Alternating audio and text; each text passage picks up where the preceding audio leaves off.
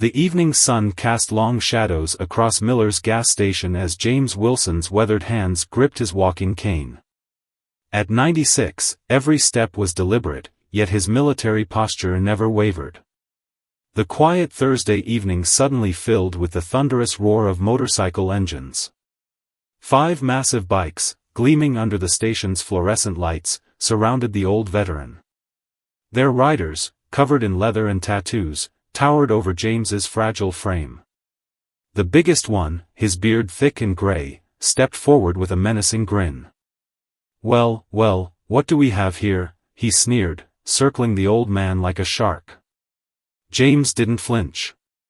His pale blue eyes, sharp as ever, studied each face before him. The evening breeze carried the scent of gasoline and leather as tension filled the air. The other customers quickly scattered inside the store, leaving James alone with the bikers. But instead of fear, a slight smile crossed James's weathered face. His hand slowly moved toward his pocket, causing the bikers to tense up. What happened next would leave these tough men shaking, not from fear, but from something far more powerful. "Before you boys make your next move," James's voice carried the weight of nearly a century, "there's something you need to see." His hand emerged from his pocket, holding something that would change 5 lives forever. The bikers' eyes widened, and their tough exterior began to crack at what the old veteran revealed. In that moment, at a simple gas station on the outskirts of town, an incredible story began to unfold, one that would prove that the most powerful weapons don't always come from the barrel of a gun, but from the wisdom of those who've seen the worst of humanity and still chose to believe in its best. This was just the beginning of how a 96-year-old veteran turned a potentially dangerous situation into something none of them would ever forget. James Wilson's day had started like any other in the small town of Riverbrook. He woke up at exactly 5:30 a.m., a habit he couldn't shake from his military days. The empty side of the queen-sized bed still felt wrong, even 12 years after losing Martha, his wife of 61 years. His morning routine was clockwork precise. A cup of black coffee, 2 pieces of toast, and the morning paper. The house walls told his story, black and white photographs from World War II, where a young James stood proud in his uniform. The Purple Heart and Bronze Star in their display case caught the morning light, reminders of battles fought long ago. After Martha's passing, James found purpose in small things. Every Thursday, he'd drive his well-maintained 1985 Buick to Miller's gas station, fill up the tank, and buy his weekly groceries from the attached store. Jenny, the young cashier, always saved him the day-old pastries that her boss would otherwise throw away. James would take these to the local veterans' shelter, where younger vets fighting their own battles could enjoy a sweet treat. But what nobody in town knew was the story behind the object James carried every day in his right pocket. It wasn't valuable in terms of money, but its worth couldn't be measured in dollars and cents. He'd received it on June 7, 1944, the day after D-Day, from a German soldier who'd taught him the most important lesson of his life. That morning, before heading to Miller's, James had held the object in his wrinkled hands, remembering. The weight of it was familiar, comforting. Martha used to say it was his good luck charm, but James knew it was more than that. It was a reminder that humanity exists even in the darkest places. His neighbors would wave as he drove past in his Buick. To them, he was just the nice old veteran who lived in the blue house on Oak Street. The man who still mowed his own lawn, albeit slowly. The grandfather figure who handed out the best candy on Halloween and never missed a Memorial Day parade. What they didn't know was how he still woke up some nights, hearing the sounds of warfare. How he'd walk to his study, turn on the small lamp, and hold that special object, letting its presence calm his racing heart. Or how he'd learned that sometimes the biggest victories come not from fighting, but from understanding. In the veteran support group he attended monthly, James rarely spoke about his combat experiences. Instead, he talked about what came after, the lessons learned, the lives touched, the understanding gained. The younger vets would lean in close when he spoke, recognizing a wisdom that went beyond military training. That Thursday morning, as James carefully dressed in his pressed khakis and blue checkered shirt, he'd felt something different in the air. Martha would have called it one of her feelings. He'd double-checked that his special object was in his pocket, patting it gently as he always did. Little did James know that this ordinary Thursday would become extraordinary. That the object he'd carried for over 75 years would once again prove its power to transform lives. As he pulled into Miller's gas station that evening, the setting sun painting the sky in shades of orange and purple, James Wilson was about to show 5 troubled souls that the greatest battles we fight aren't won with fists or weapons, but with something far more powerful. The 5 bikers who rolled into Miller's gas station that evening weren't always the intimidating figures they appeared to be. Their leader, known as Big Mike, had once been Michael Henderson, a promising high school football player. Life took a hard turn when his dad's factory shut down, forcing them to move from town to town chasing work. The stability he'd known vanished, replaced by anger that grew with each passing year. His right-hand man, Tommy, carried the weight of 3 failed marriages and a daughter who wouldn't speak to him. The leather vest and tattoos helped hide the pain of missing her graduations, her wedding, and now his first grandchild's birth. Each rumble of his motorcycle's engine helped drown out the echoes of, "You're never there when we need you." Rick, the youngest at 35, had returned from Afghanistan 4 years ago, but never really came home. The war followed him in his dreams, and the only peace he found was on the open road with his newfound brothers. His VA counselor's appointments went unattended, his medals stuffed in a box under his bed. Danny and Steve, the other 2 members, had been best friends since juvenile detention. Both raised by the streets, they found family in each other and the brotherhood of their motorcycle club. They weren't bad men, just lost ones who mistook fear from others for respect. That Thursday started with them drinking at the Rusty Nail, their usual hangout. Big Mike had been especially agitated. The bank was threatening to foreclose on his mother's house, and helplessness fueled his anger. They rode from town to town, their bikes a thundering chorus of escape from problems they couldn't solve. Their club, the Lost Sons, had a reputation for troublemaking, but they'd never crossed the line into serious crime. They specialized in intimidation, making their presence felt, feeding off the nervous glances of locals, enjoying the way people crossed the street to avoid them. When they pulled into Miller's gas station, their tanks running low, they spotted James Wilson. To them, he represented the generation that had it easy, the ones who came back from war to parades and good jobs, who could afford homes on single incomes, who lived the American dream while they struggled with its leftovers. What they didn't realize was how wrong their assumptions were. They didn't know about the nights James spent in frozen foxholes, watching his friends die. They couldn't see the similarities between their own struggles and his. They were blind to the fact that the old man they were about to confront understood their pain better than anyone. As they surrounded James, they thought they were 5 tough bikers about to intimidate an elderly veteran. Instead, they were troubled souls about to encounter exactly what they needed most. The object in James's pocket wasn't just a piece of history, it was about to become a bridge between generations, between pain and healing, between lost souls and found purpose. The evening air grew thick with tension as they circled him, their boots scraping against the concrete. None of them could have guessed that this gas station confrontation would become the turning point in their lives, or that the old man's steady gaze held not fear, but understanding. The object in James's pocket wasn't just a piece of history, it was about to become a bridge between generations, between pain and healing, between lost souls and found purpose. The evening air grew thick with tension as they circled him, their boots scraping against the concrete. None of them could have guessed that this gas station confrontation would become the turning point in their lives, or that the old man's steady gaze held not fear, but understanding. The fluorescent lights buzzed overhead as Big Mike took another step toward James. The old veteran remained still, one hand on his cane, the other still in his pocket. The evening had grown quiet, save for the low idle of motorcycle engines and the distant sound of highway traffic. "You lost, old-timer?" Big Mike's voice carried across the empty lot. "This ain't exactly the place for a nice evening stroll." The other bikers chuckled, spreading out to form a tighter circle around James. Tommy kicked at the ground, sending gravel skittering across the pavement. "Maybe we should help him find his way home." "For a small fee, of course." His words dripped with mock concern, masking the guilt he felt about intimidating someone who reminded him of his own grandfather.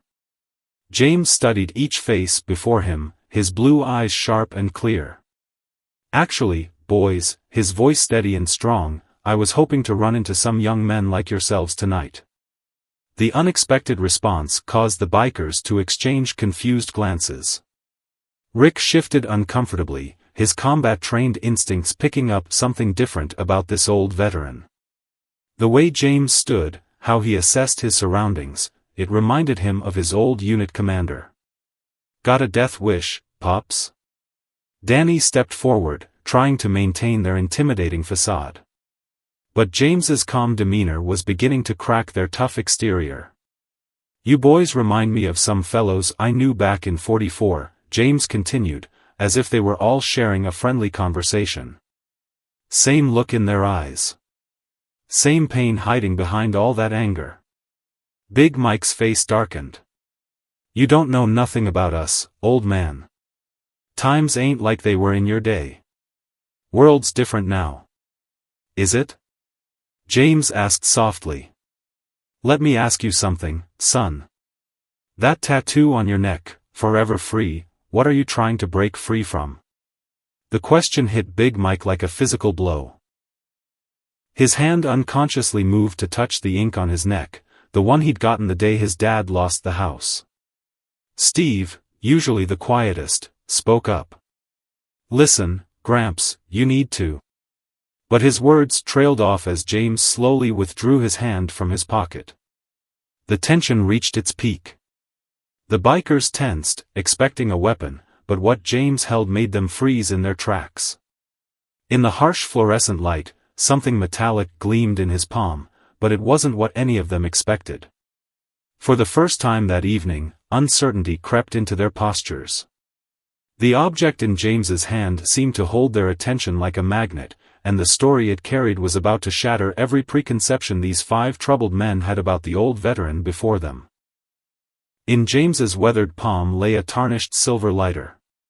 Not just any lighter, but a German-made Zippo from 1944, its surface etched with words in both English and German. The metal caught the gas station's lights, revealing deep scratches and dents that spoke of its long history. "This lighter," James began, his voice taking on a tone that made even Big Mike lean in closer, "belonged to a young German soldier named Hans. He was about your age, Rick." James nodded toward the youngest biker, who straightened unconsciously at being addressed. "I met Hans in a moment a lot like this one. Except we had rifles pointed at each other in a French farmhouse. Both of us scared, both of us thinking the other was the enemy." James turned the lighter over, revealing more scratched words on its base. The bikers had unconsciously formed a closer circle, their earlier aggression forgotten as James continued. "Hans and I spent 12 hours in that farmhouse, waiting for our respective units to find us. Neither of us spoke the other's language, but he had this lighter, and I had a pack of American cigarettes." Tommy stepped forward, squinting at the engravings. "What do those words mean?" "The German words translate to, 'We are all brothers in fear and hope.' Hans carved that himself." James ran his thumb over the engraving. "We ended up sharing those cigarettes, taking turns using his lighter. Through hand gestures and drawings in the dirt floor, we shared our stories. He had a young wife back home, pregnant with their first child. I had Martha waiting for me." Big Mike's tough exterior cracked slightly. "What happened to him?" "When our units finally found us, we were sharing the last cigarette. Before we were separated, Hans pressed this lighter into my hand. The English words underneath, he had them translated and carved later when he learned the language, enemies by circumstance, brothers by choice. The gas station had grown completely quiet. Even the highway sound seemed muted. Rick, the Afghanistan veteran, had tears in his eyes that he didn't try to hide.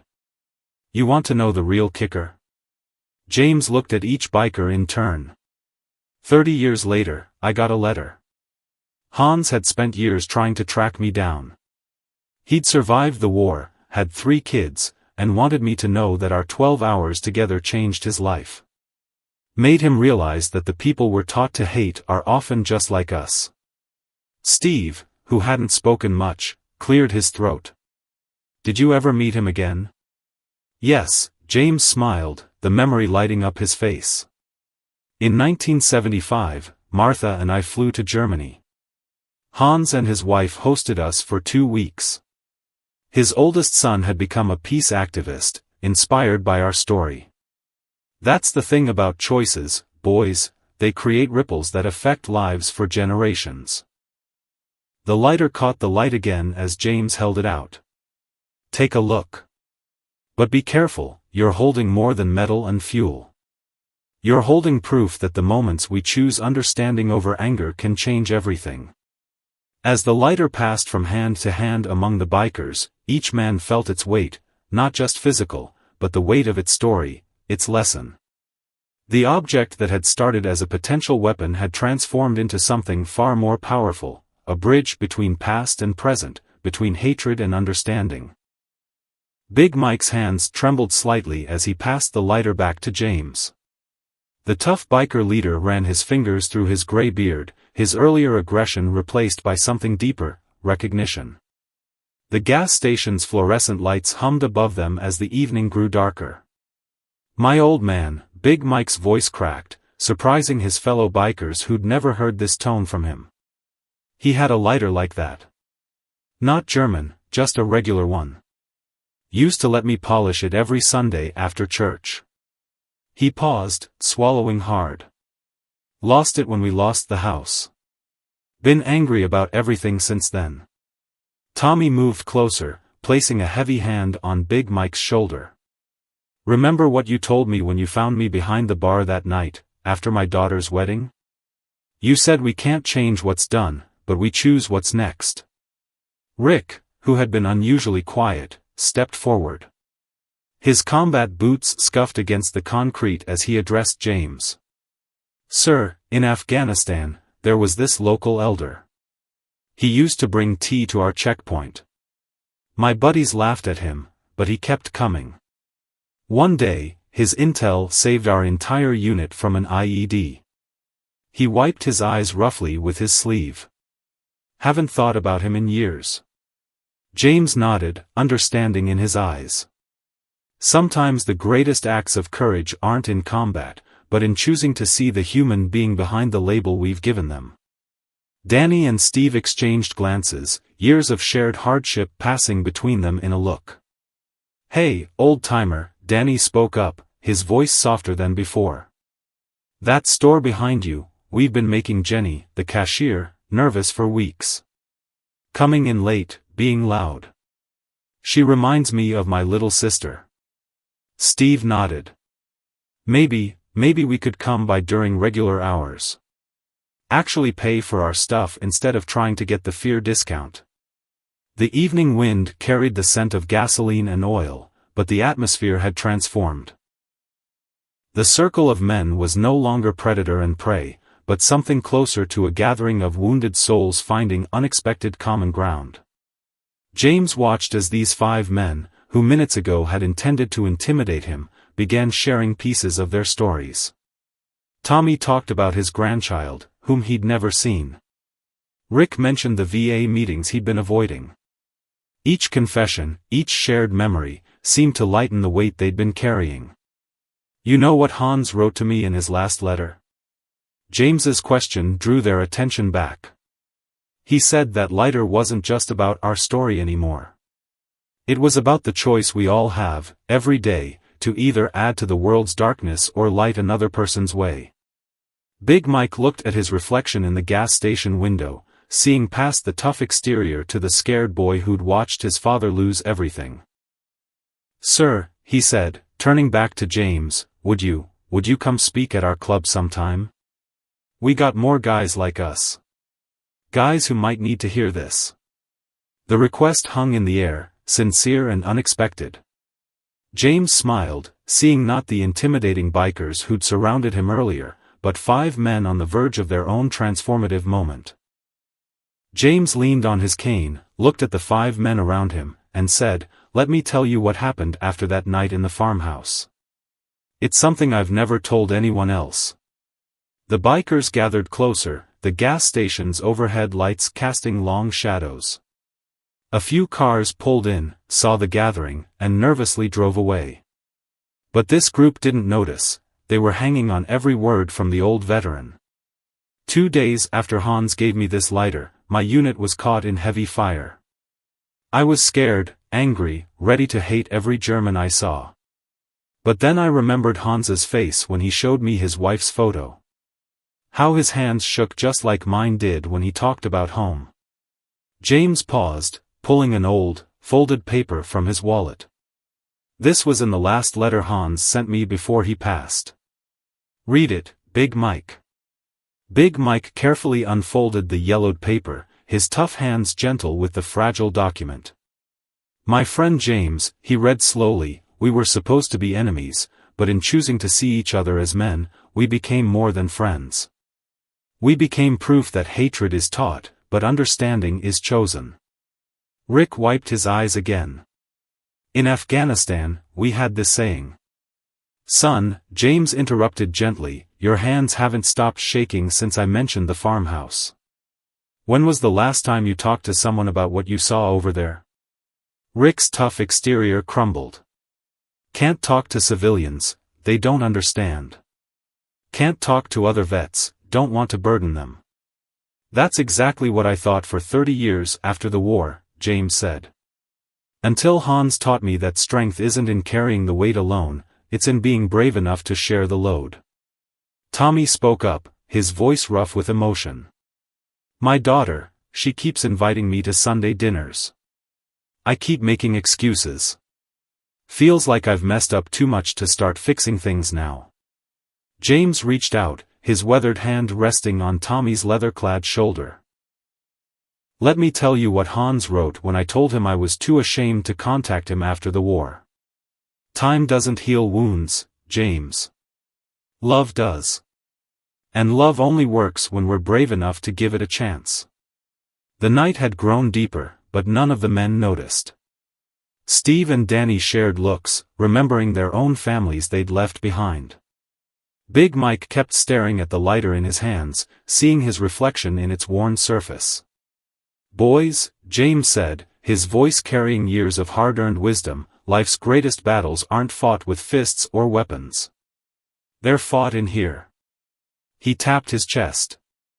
"Every day, we choose, do we let our past define us, or do we define ourselves by how we face tomorrow?"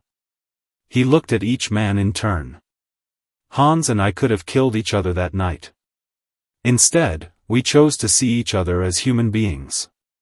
That choice didn't just save our lives, it saved our souls." The impact of his words hung in the air as heavy as the summer night's humidity. These men, who'd built walls of leather and attitude, felt those walls crumbling under the weight of simple truth. The next morning, Jenny the cashier was surprised to see Big Mike walk into Miller's gas station in broad daylight. He wasn't wearing his leather vest, just a plain blue work shirt. He bought coffee and left money in the tip jar, something that had never happened before. "Miss," he said before leaving, "I want to apologize for how me and my boys have been acting. Won't happen again." Jenny's shocked expression followed him out the door. Across town, Rick sat in the VA Center's waiting room, his hands clasped tightly together. James had driven him there himself, waiting patiently in the plastic chair beside him. When Rick's name was called, the old veteran squeezed his shoulder. "First step's the hardest, son. But you're not alone anymore." Tommy stood at his daughter's front door, heart pounding. He'd left his bike at home and taken a taxi, no loud entrances this time. When his daughter opened the door, his 3-year-old granddaughter peeking from behind her legs, words failed him. But they weren't needed. His daughter saw something different in his eyes and wordlessly pulled him into a hug. Steve and Danny spent the morning at the local library, using the computers to search for their families. Steve found his mother's Facebook page. She'd been posting about him every birthday, hoping he'd see it.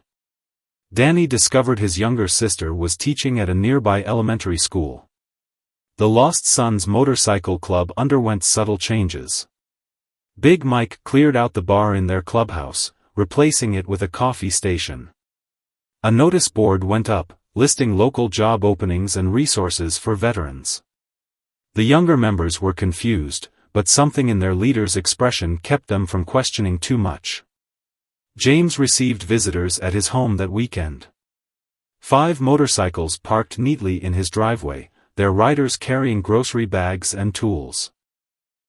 They fixed his loose porch railing, mowed his lawn, and sat with him on the porch, listening to more stories about Hans and the war. "My mom's house," Big Mike said during a quiet moment, "the bank's still threatening foreclosure. But instead of getting angry, I got a second job. It ain't much, but it's a start." Rick shared news from his VA counseling. "They're starting a support group for younger vets. Asked if I'd help organize it." His hands didn't shake as much when he held his coffee cup. Tommy showed everyone pictures of his granddaughter on his new phone. His daughter had helped him pick it out. Steve and Danny talked about the letters they'd written to their families, not sent yet but getting closer each day. The lighter sat on James's coffee table as they talked, its tarnished surface catching the afternoon sun. None of them could look at it without remembering that night at the gas station, when an object of war became an instrument of peace. Part 9. 1 year later, Miller's gas station had become a different place. The morning crowd watched as 5 motorcycles pulled up, their riders respectfully cutting their engines. Leading them was Big Mike, but a changed man, his beard neatly trimmed, wearing reading glasses above his leather jacket. James Wilson sat in his usual spot on the store's new bench, installed by the Lost Sons as a gift to the community. Every Thursday morning, the unlikely group would gather here for coffee and conversation. The biggest change wasn't visible on the surface. The Lost Sons Motorcycle Club had transformed from a group that inspired fear to one that commanded respect. Their clubhouse now hosted weekly veteran support meetings, where Rick helped younger vets find their way back to civilian life. The American flag flew permanently at half-mast, honoring fallen brothers from all wars. Tommy's granddaughter called him Pop Pop now, and his leather vest had a new patch, a teddy bear riding a motorcycle. He never missed a Sunday dinner, and his daughter had made him the official photographer of all family events. Steve and Danny had reconnected with their families. Steve's mother now proudly displayed his motorcycle photos next to his childhood pictures. Danny volunteered at his sister's school, teaching kids basic bicycle maintenance after classes. Big Mike had saved his mother's house. The second job turned into a small business, a motorcycle repair shop that specifically hired veterans and troubled youth. "Everyone deserves a second chance," became his motto, written in bold letters above the shop entrance. The lighter that started it all had a special place in a display case at the clubhouse, alongside Hans's letters. New members learned its story as part of their initiation, understanding that true strength came from breaking down walls, not building them. James, now 97, moved a bit slower but his eyes remained sharp. He'd become an honorary member of the Lost Sons, his military cap adorned with their new patch, a lighthouse surrounded by motorcycles, symbolizing guidance through dark times. On this particular morning, as the group shared coffee and stories, a young man approached them nervously. His hands shook as he explained he was just back from overseas, struggling to fit in. Before James could speak, the 5 bikers moved as one, making room in their circle. "Pull up a chair, brother," Big Mike said warmly. Let us tell you about the night an old veteran taught 5 lost souls that it's never too late to choose a different path. As James watched his unlikely family welcome another troubled soul, he thought of Hans. Somewhere, he knew his old friend was smiling, understanding that their 12 hours in a French farmhouse had created ripples that would continue changing lives for generations to come. The morning sun rose higher over Miller's gas station, where an old lighter had lit the way for lost sons to find their way home, proving that sometimes the greatest acts of courage happen not on battlefields, but in the quiet moments when we choose to see the humanity in others.